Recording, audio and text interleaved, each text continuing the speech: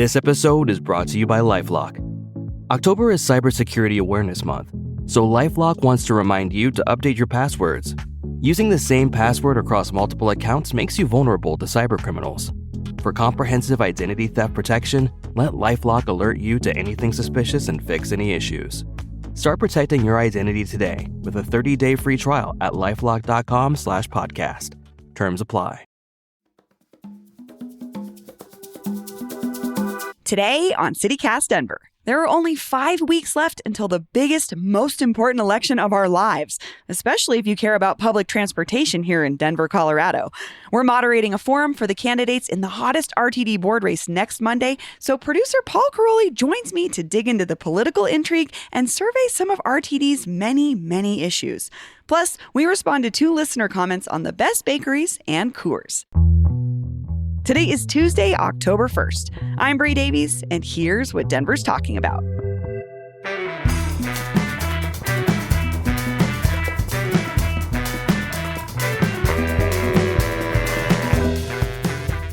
Hey, Paul. Hey, good morning, Bree. Well, it's October, which we're just inching closer and closer to Election Day. Doesn't feel like October, though, gotta be honest. I was swimming in an outdoor pool yesterday. I wanted to be. I was so hot. I was wearing a button-down flannel and jeans, and I was just wishfully thinking that it was fall, and I was suffering. Was not. I was miserable. It was definitely not. Well, I was swimming. I was actually swimming with my brother and his wife and my niece. Nice.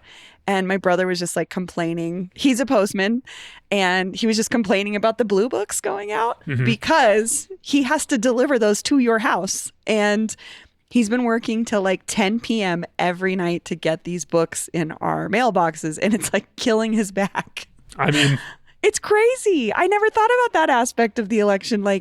Give your post person a break. If you see him, say hi, maybe offer him a drink. I mean, you should do this anyway. Also, I realize they need places to go to the bathroom and get drinks. So oh, really? I didn't think about that. I have never thought about that in my life, but he was just saying. Big respect for the extra effort. And it's such a big blue book this year, too. That's what he was saying. He was like, this is why it's taking longer, because I can't put as many of the house's mail in my bag on my route at a time. I have to go back to my truck repeatedly because these books take up so much room and they're so heavy. It also makes me think about just what a big undertaking an election is. Everyone kind of plays a part. It's not just clerk and recorder's office working overtime right now. Reporters are working overtime, political operatives, but also your local mail person. Your mail person. Exactly. So, well, let's talk about what we're talking about in the next couple of weeks a lot, especially next Monday. We're hosting this transit panel about the upcoming RTD board election, which you'll be voting on as well, along with all these other things we're going to be talking about. But who are we talking to on this panel, Paul? Well, we're calling it a forum. It's not a debate. That's fair. I wouldn't call it a panel. It's a forum. We're hoping things get a little bit spicy because I think, like I teased on the show on Friday, we have agreed to moderate this panel for District A, where there's 3 candidates running to represent this part of central Denver and all the way out into southeast Denver on the RTD board, because this race is shaping up to be the most exciting race in the history of the RTD board. Which is, I don't even know how to comprehend that, because I have to say, before I had this job, I never thought about that. Well, exactly. I mean, I'm saying this, but it's also kind of tongue-in-cheek, because every other race previous to this has been very boring. I mean, there are frequently people race unopposed. There are write-in candidates that win. I mean, this is one of the many problems that people talk about when they talk about the problems RTD has, is this board doesn't have competitive races, and competition in democracy is sometimes how you get people that are great, that come in with a vision. Qualified. Yeah. In some capacity. But we're really paying attention to this because, it's not like RTD hasn't historically had big issues come up, but we've got some really big stuff we're working on as a city. Oh, yeah. And so we've got these candidates. Who are these people? Okay, yeah. So it's 3 candidates. It's Bob Diniger, who's a former bus driver, and also just a real, he shows up to RTD board meetings all the time. He's been a part of this community for a long time. Kyle Brunner, who doesn't have any experience with transit, but according to his LinkedIn, works for Deloitte as a consultant and was the data director for the Colorado Department of Public Health and Environment. And he's involved in politics in a specific way that we'll talk about about when we get to the political intrigue, which is the really fun part here. And there's Chris Nicholson, who's a mainstay of the Denver Democratic Party, real insider type, super involved in transit, super passionate transit rider, transit advocate. Can we talk about the intrigue? Yeah, some of these people. This is so fun. We will, but first of all, these are if you look at those types of candidates, we do have three pretty different candidates. Then, yeah, I would say. I mean, it's three white guys. Yeah, I mean, experience-wise, interest-wise, expertise-wise. But yes, that's true. Well, what's the intrigue? The intrigue is, as we covered on the show earlier this year, Governor Polis is taking a special interest in RTD this year. He's always kind of like... He loves trains. Had this acrimonious... He loves his trains. But he's always had this acrimonious relationship with RTD because he's a Boulder guy. He doesn't come out and say this, but like the way he talks, he clearly resents the fact that RTD never built the train to Boulder. So he always talks about his trains in the mountains, the train to Boulder, building out these like regional trail lines. People say like he clearly has presidential ambitions, a big piece of infrastructure, transportation infrastructure like that. What could look better on a Democratic candidate's resume? Legacy. That's a legacy building kind of a legacy project. Move. So earlier this year, as we talked about on the show, Governor Polis and some of his allies in the legislature put forth this pretty radical proposal to completely reform how the RTD board worked. Now that failed. Had that passed, we wouldn't even be having elections right now. Oh, because it would not be a different system. True. The board would look completely different. So the fact that we're having these at all is just like a symbol of his failure earlier in the spring. And the reason why it failed is because of one of these candidates, Chris Nicholson, who, when the governor put forth this proposal to reform the board, Nicholson was... He reached out to us. He reached out to our friends at CPR. He was at the time running for the board, and wanted this opportunity to step forward and help lead RTD. But also, he saw some issues with what the governor was proposing. Specifically around like racial equity, but also there was some sense that the governor might be reforming RTD only to make it easier for him to build his trains that he loves. This is what we talked to Terrence Carroll about, right? Exactly right. Okay. Exactly right. Terrence Carroll, former Speaker of the State House of Representatives, of course, was very outspoken about this as well, because the reform that Governor Polis was proposing was something that Terrence Carroll thought was going to be leading to like less equitable representation. Okay, we'll put a link to that in the show notes because that's really helpful to me to understand what it would mean to reform the board. Yeah. Yeah, I mean these things have big stakes. I mean the board is very important. The board helps set a vision for this agency. This agency that so many of us have such strong feelings about, even though most of us don't ride it. But I think that's partially why we may have strong feelings about it, is we maybe don't find it at the least bit appealing, let alone something that would make our lives easier. Yeah. We wish we could. Again, I was just in New York City. I know that we can do these big dreams about what it's like. I mean, you lived in D.C., Paul. You know what it's like to live in a city that has what feels like a more functional transit system for more people. And I get it.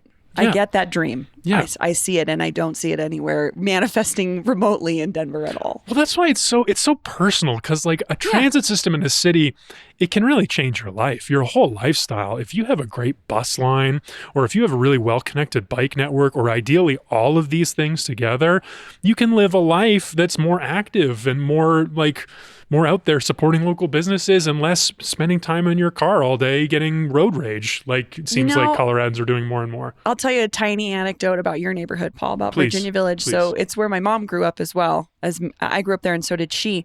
And her parents actually got a deal on their house in the new subdivision of Virginia Village because the original family that had gone to purchase that house before it was built found out that the bus line wasn't going to go all the way out there. So they didn't want to move there. Interesting. There was no access. That is so interesting. And your neighborhood, that's one of, I think, your biggest complaints is it's car centric, and it's slowly killing me. Yeah, and it's not accessible on foot or it's not that immediacy that you get in a city close neighborhood. It's car centric. Yeah. It's a different lifestyle. Yeah, and so it's a problem we had 75 years ago, and we're still having it today. Yeah.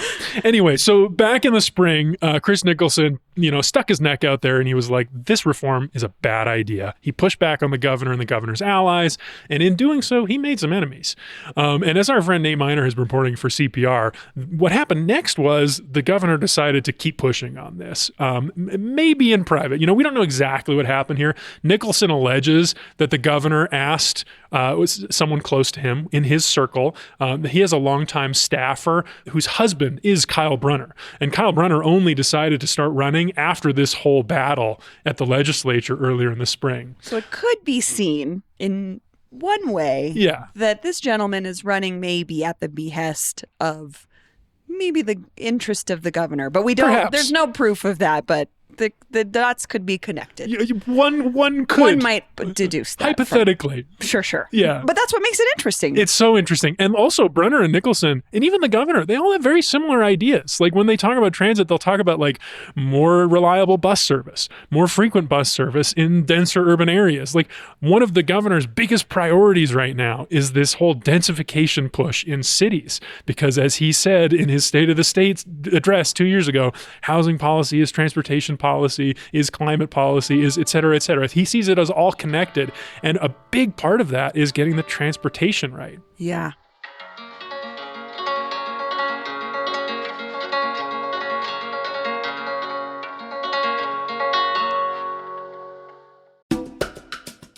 This episode is brought to you by Denver Health. Not sure if you need urgent care or the emergency room? Denver Health has you covered. For non-life-threatening issues like cold symptoms, minor injuries, abdominal pain, and even stitches and x-rays, Denver Health's urgent care is your go-to choice. Just walk right in. No appointment is needed. With 4 convenient options including adult care, pediatric care, virtual visits, and a downtown location at 16th and California, Denver Health makes it easy to get the care you need when you need it.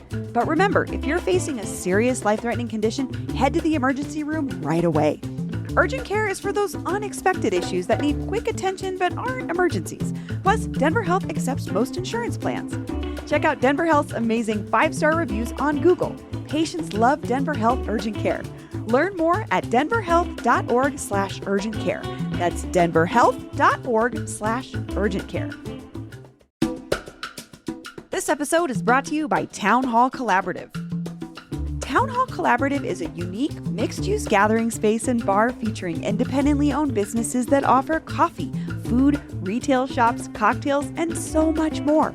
Located in the heart of Denver's Art District on Santa Fe, this independently queer and women-owned business hosts hundreds of events all year long. Think comedy shows, concerts, trivia, and food truck nights.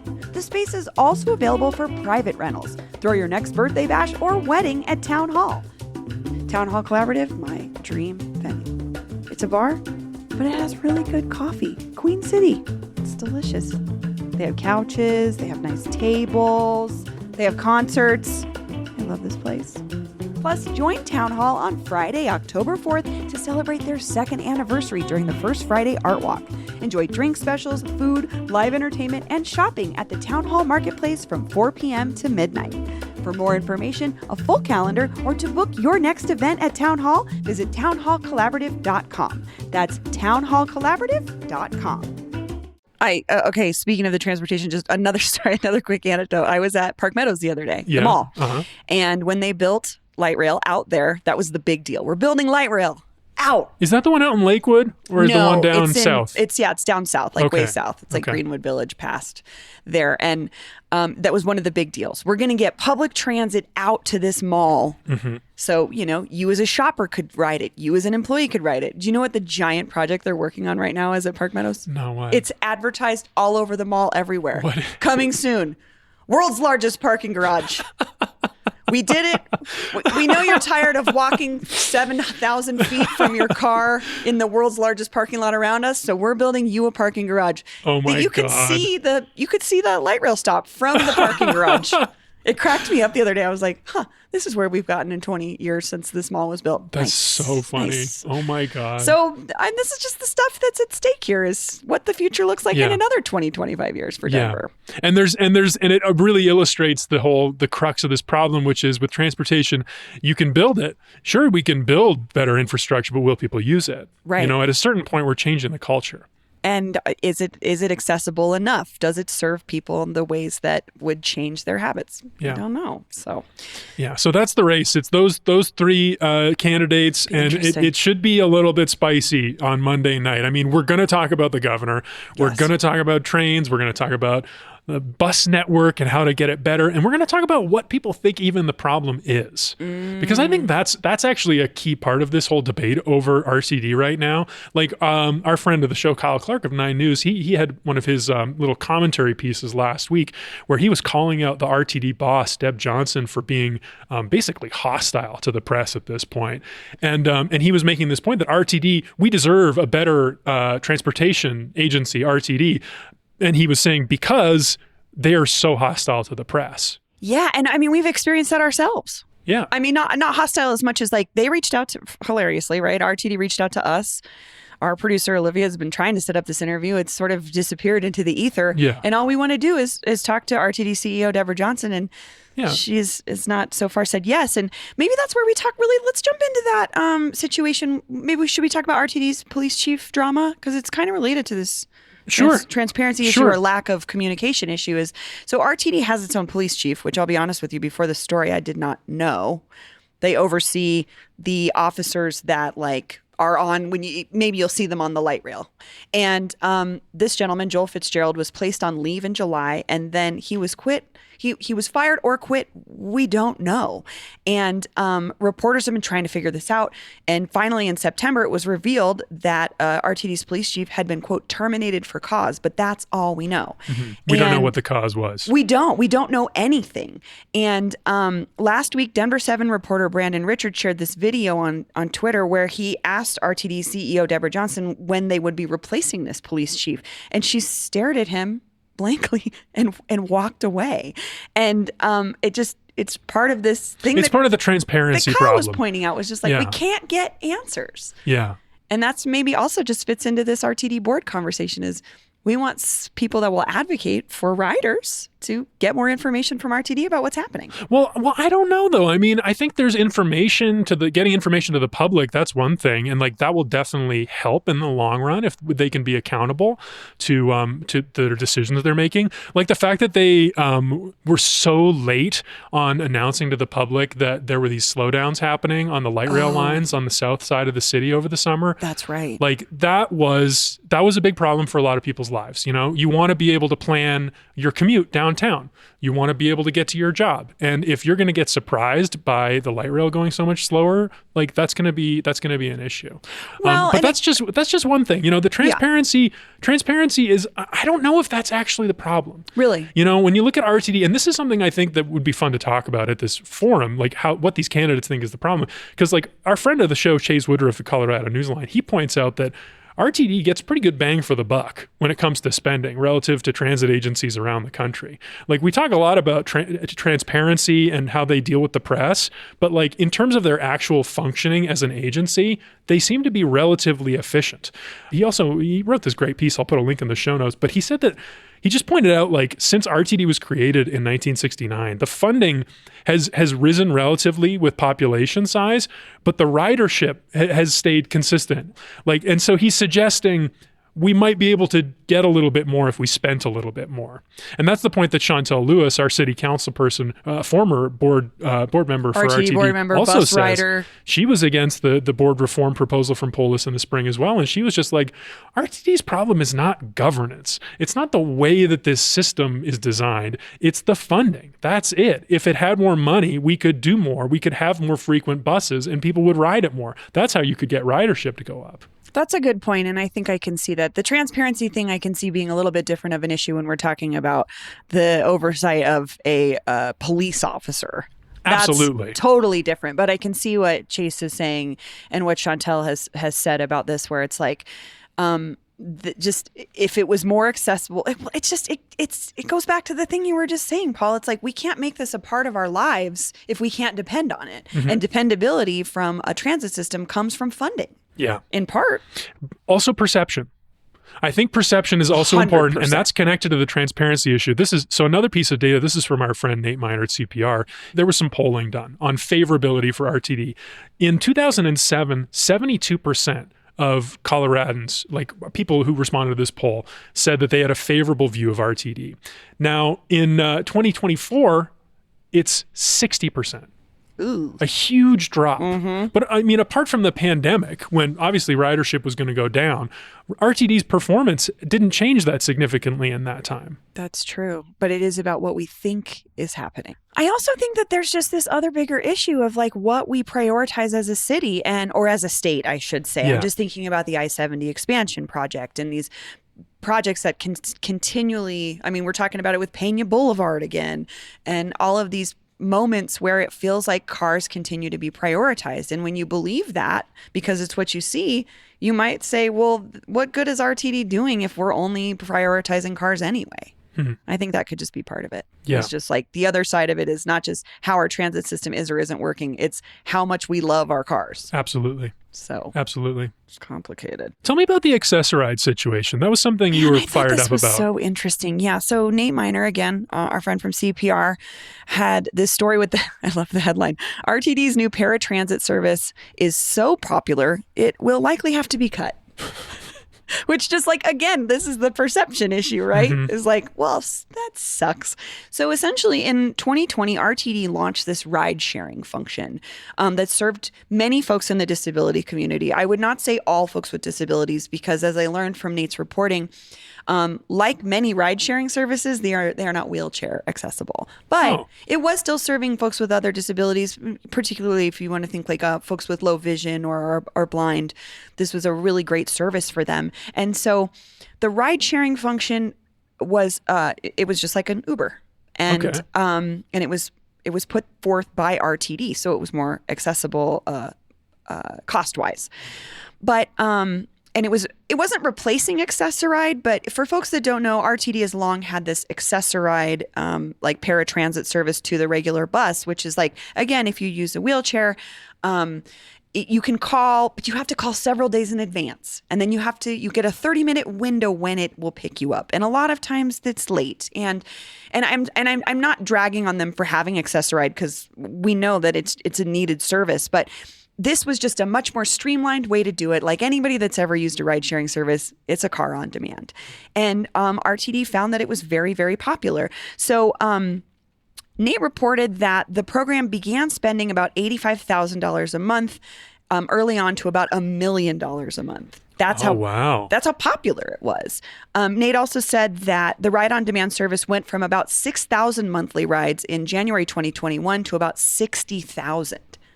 So there's a huge amount of folks wanting to use this service. But again, we're talking about RTD's budget, right? That's one of the big issues with this is we've just been talking about, is it transparency or is it the lack of funding? And so RTD is evaluating, can we continue this service because it's very expensive? And RTD CEO Deborah Johnson said, quote, "It's causing disparate treatment. Not all the public can use access on demand." So she's like saying... what is she saying with that?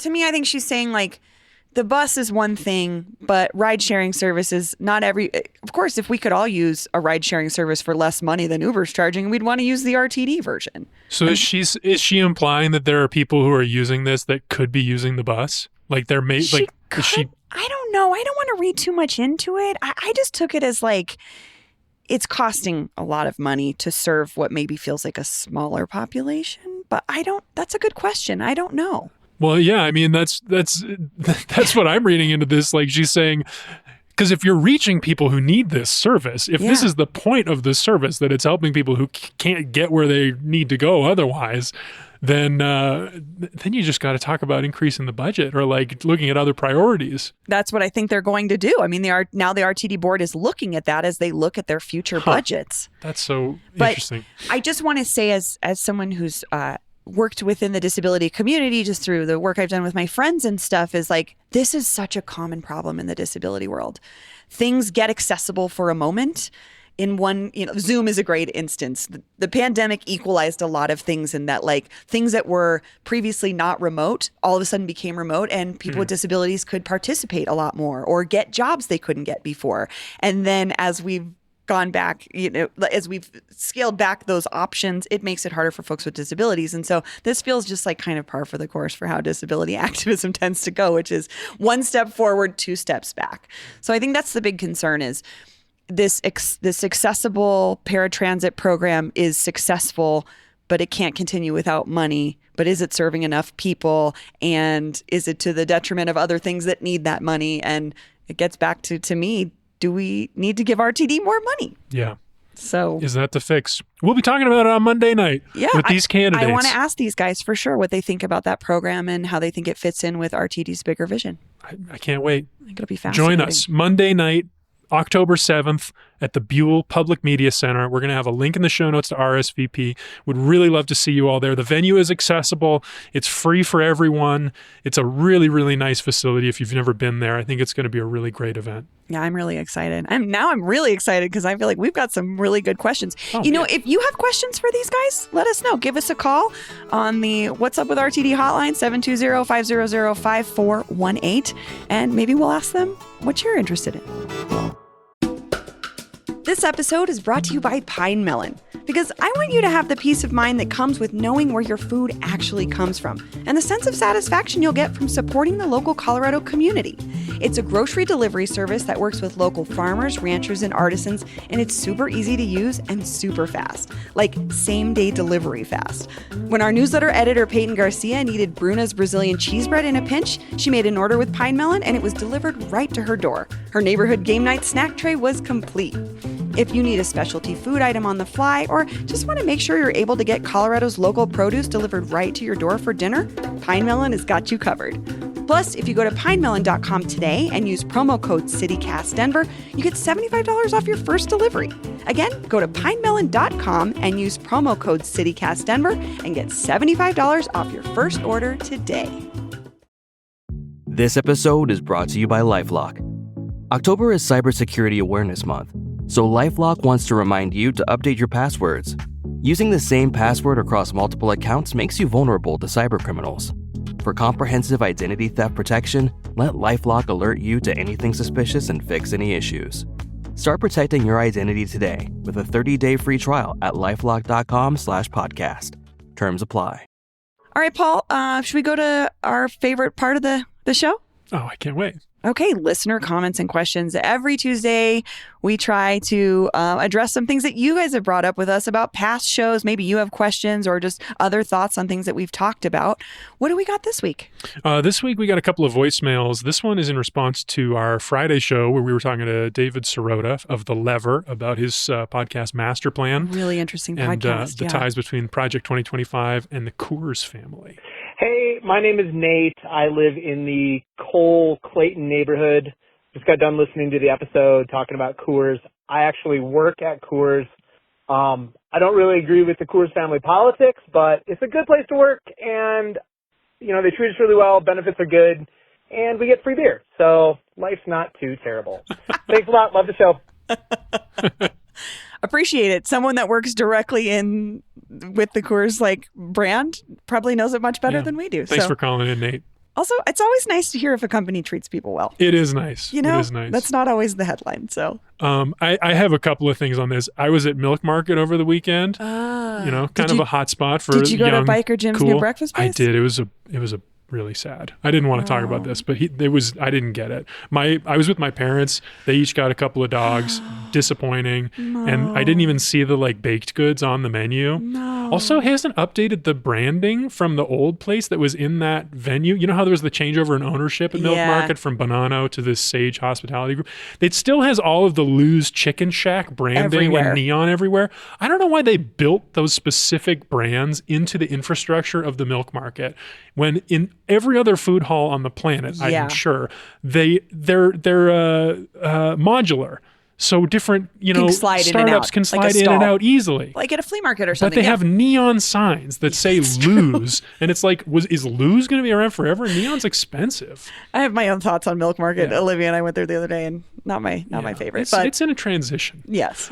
Anyway, I saw a person in a Coors t-shirt, a very young person who was like down there looking cool. And I was like, okay, all right, another one. Did you ask him, is this your favorite brand of beer? No.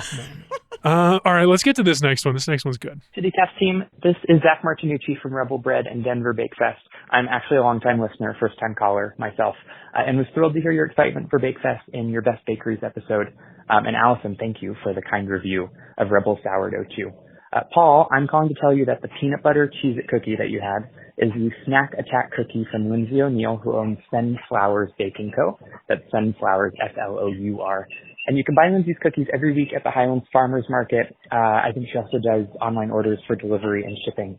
And you hit on one of my favorite parts of Denver Bake Fest, which is that on October 5th, we'll be welcoming back over 80 professional and home bakers who will be making brownies and sandwich cookies, quick breads, whole grain savory baked goods, and gluten-free cakes. Lindsay is actually competing again with a Mexican spiced hot cocoa brownie.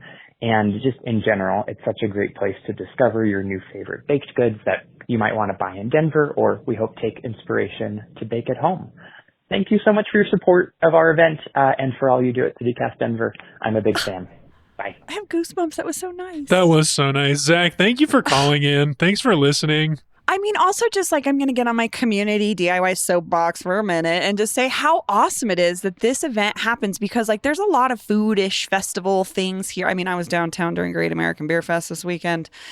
Was that this weekend? I'm assuming by the guys in Lederhosen at Bar Standard the other night that it is. Might have been Oktoberfest. I know that's happening in Lodo right now, sorry, you're too. right. Oktoberfest. So all that to say, there are these giant, more corporate things that happen around food and drink. And when we can see an organic, community-focused thing like this explode and like get popular because it's so awesome, that like reminds me of what makes Denver so great. And I didn't learn about Bake Fest until you talked about it, and it's like, this rules. It really does rule. It's so cool. And like that many, 80 bakers, like amateur and professional, awesome. Yeah, Thanks for creating that space. That takes a lot of effort and energy to organize something like that. So hats off to you all for doing that. But thanks for calling in. Yeah, big shout out to Zach. Thanks for calling in and seeing this voicemail come in with the answer to my pleas about the origin of these particular cookies. What's the cookie called again? I think he called it a Snack Attack. And it is. It's Cheez-Its and peanut butter. It's like that old. I love a stoner palate. That's all I'm hearing with that. It's like the old like cracker. What do you call the package where it's like 6 little crackers with little cheese crackers with the peanut butter in the middle. I think it's a play on those. Oh. But it's great. It's a good combo. That sounds lovely. Well, I'm glad we know what it's called now. Yeah. I know how to get more. Well, you can always call in at 720-500-5418. Let us know what you're thinking or feeling about the show. If you have any other questions, we always love to answer them, and we just love to hear your thoughts. Well, thank you so much, Paul. This was fun. See you next time, Bree. That's all for today here on CityCast Denver. If you enjoyed this show, why not take a minute to tell RTD CEO Deborah Johnson about us? Rate the show wherever you get your podcasts and subscribe to our morning newsletter and learn more about us at denver.citycast.fm. We'll be back tomorrow morning with more news from around the city. See ya.